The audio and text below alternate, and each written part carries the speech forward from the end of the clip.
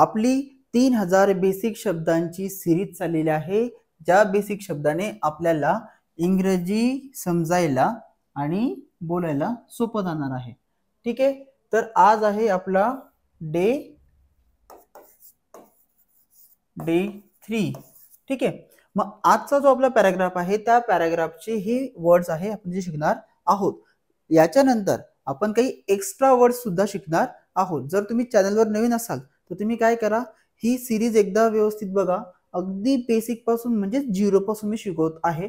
म्हणजे M, is, R अशा शब्दांपासून मी सुरुवात केली आहे. म्हणजे डेफिनेटली तुम्हाला इंग्रजी समजेलच.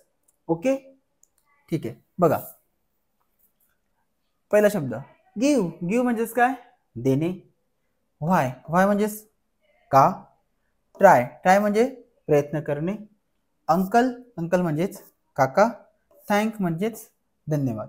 आता इथे बघा, अंकलला आपण मामा सुद्धा म्हणतो. ठीक आहे, पण मग एक्झॅक्ट मामा आणि एक्झॅक्ट काका कसं समजेल तर समजून घ्या. इथे जेव्हाही असं असेल मटरनल अंकल, मटर्नल अंकल म्हणजेच मामा. ठीक आहे, आता जर असं आलं पॅटर्नल अंकल तर याचा अर्थ काका. ठीक आहे, नेक्स्ट बघा, मटर्नल याचा अर्थ असा होतो आईकडील नातेवाईक. Okay, maternal relatives. इथे जरी म्हटलं आपण पॅटर्नल रिलेटिव्स म्हणजेच काय होईल रे? वडिलांकडचे नातेवाईक. ओके, चला पुढचे शब्द बघू. आता आपल्याला शिकायचे काही एक्स्ट्रा वर्ड्स जे आपल्या पॅराग्राफ मध्ये नाही आहेत किंवा स्टोरी मध्ये नाही आहेत. मग लक्ष द्या. आणि हा एक गोष्ट लक्षात ठेवा, हे शब्द तुम्हाला पाठ करायचे, याच्यावर मी टेस्ट घेणार आहे. ओके, चला पहिला शब्द आपला आहे अमिकेबल. अमिकेबलचा अर्थ काय होतो? सलोख्याने. आता बऱ्याच लोकांना सलोख्याने माहित नसेल, त्यांनी लक्षात ठेवा मैत्री पूर्ण. काय? मैत्री पूर्ण व शांती पूर्ण. अक्षर समजून घ्या, नाही समजलं तर सांगा, मी डिस्क्रिप्शन देऊन देईल. Okay, adapt. अडेप्टचा अर्थ होतो अत्यंत किंवा कुशल. याला एक्सप्लेन करायची गरज नाहीये, अत्यंत किंवा कुशल. ब्रेड. ब्रेड म्हणजेच काय? वेणी. वेणी सगळ्यांना माहिती आहे, पण आता इथे लक्षात ठेवा हा ए आहे. ठीक आहे, जर BREAD हा ब्रेड आला म्हणजेच काय? पाव. सगळ्यांना माहिती आहे, ब्रेड खाता ना तुम्ही सकाळी. पुढे चेक. चेक म्हणजेच काय? बँकेत आपण जो वटवतो तो चेक म्हणजेच धनादेश. Okay, next cord. कॉर्ड म्हणजे तंतुवाद्याची तार. बघा, गिटार वगैरेला जे तार असतात ना त्याला आपण कॉर्ड म्हणू शकतो, तंतुवाद्याची तार. आता इथे हा CH आहे, मग याला तुम्ही चॉर्ड असं म्हणायचं नाही, याला कॉर्ड असंच म्हणायचं. कळलं? पुढे करंट. करंट म्हणजेच काय? बेदाणा मनुका. ओके, मनुका सगळ्यांनी खाल्ला ना? ओके, बघा करंट म्हणजेच काय? बेदाणा किंवा मनुका.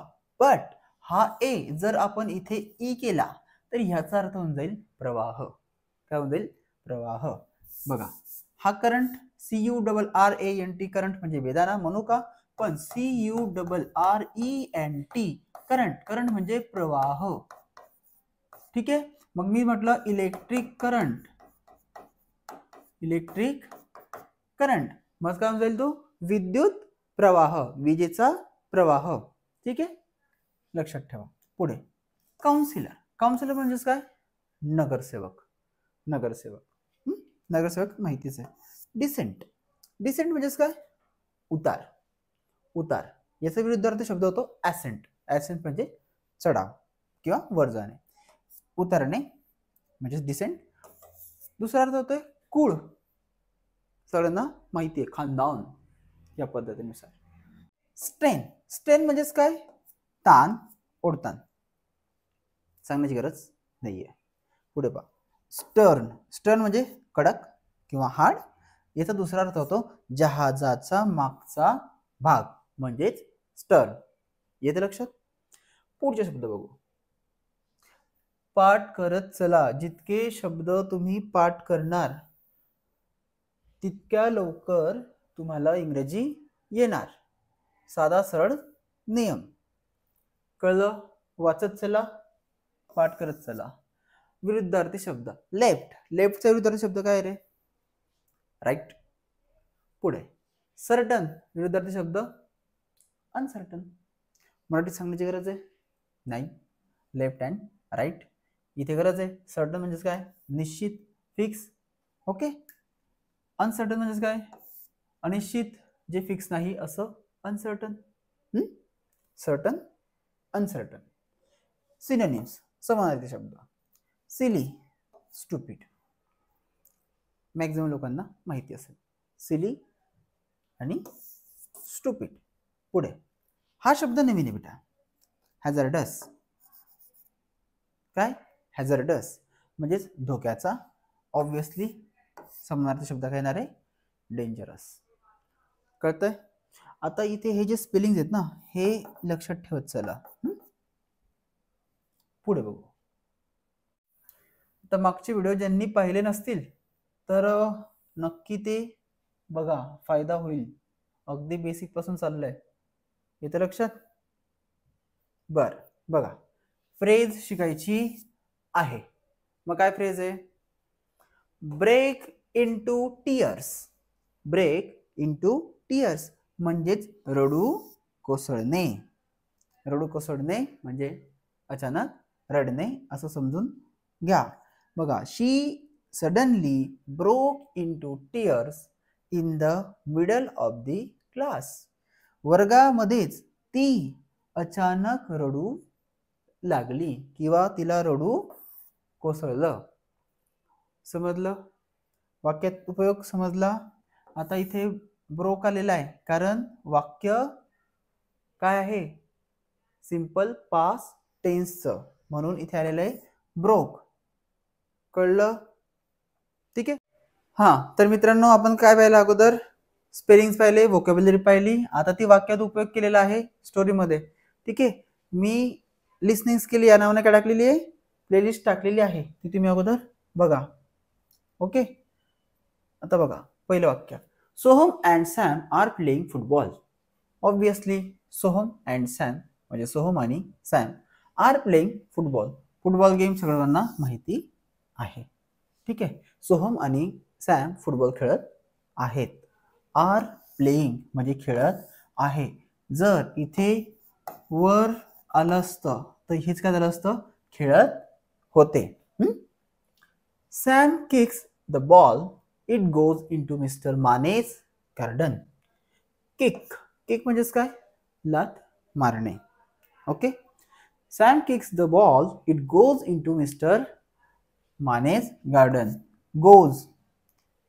गोज. ठीक आहे. हा गोज आहे पण हा इथे काय आहे?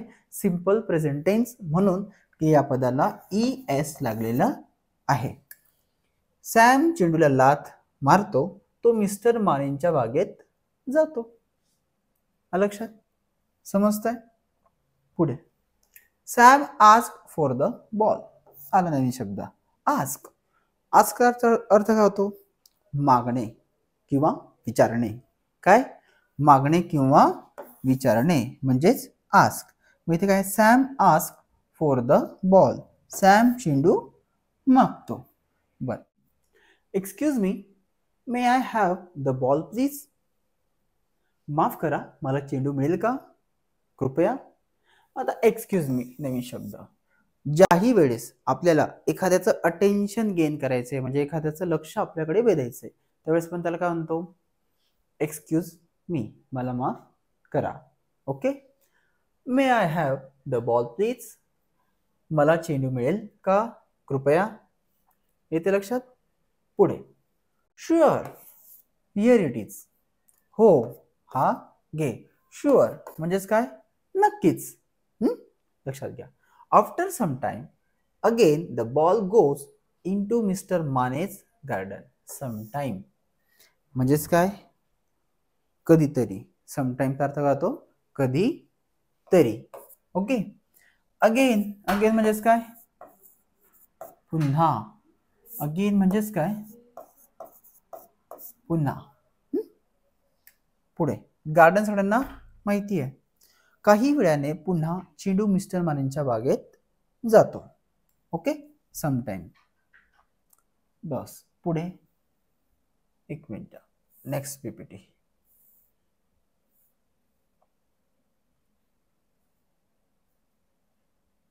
लक्ष द्या. Now Soham ask for the ball. Now म्हणजेच आता.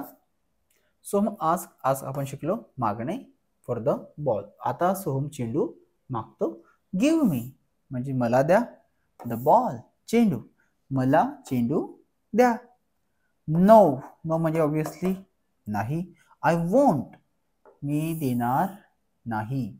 सेड म्हणजेच म्हणाले. कोण? मिस्टर माने. मग काय झालं? No I won't said mister Mane. नाही मी देणार नाही, मिस्टर माने म्हणाले. ओके, तुम्ही काय करायचं माहिती का, हे जे वाक्य आहे ना, तुम्ही पाठ करत चला, बोलत चला. डेली लाईफमध्ये हे वाक्य वापरले जातात. तुम्ही जितकं ते वापरणार तितकं ते तुमचं पाठ होणार आणि डायरेक्टली तुम्ही इंग्रजी बोलायला सुरुवात करणार. आपण लहान होतो, आपल्या आईने आपल्याला काही ग्रामर शिकवलं का? नाही. आपल्या आईने आपल्याला छोटे छोटे शब्द शिकवले, वडिलांनी शिकवले, आपल्या परिसराने शिकवले. आपण काय केलं? शिकून घेतले आणि त्याच्यानंतर काय झालं? आपण बोलायला लागलो. ऑब्विसली इंग्रजी काय? एक भाषा आहे.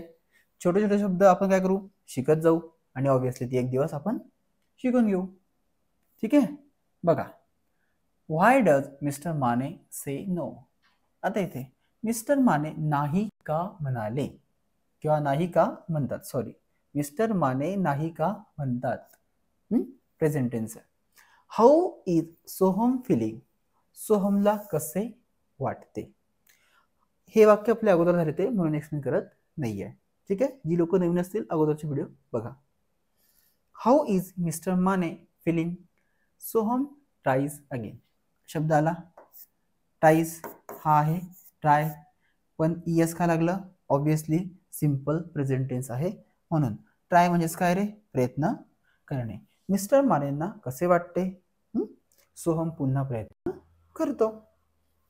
चला पुढे बघा. Uncle may I have the ball please. काय बोलला तो? Uncle may I have the ball please. काका. अंकल म्हणजे काय आलं?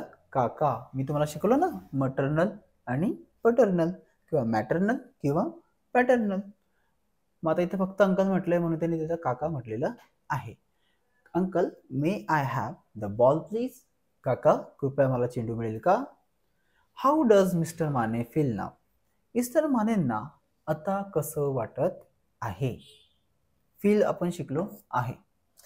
Thank you said Soham. धन्यवाद सोहम म्हणाला. पुढे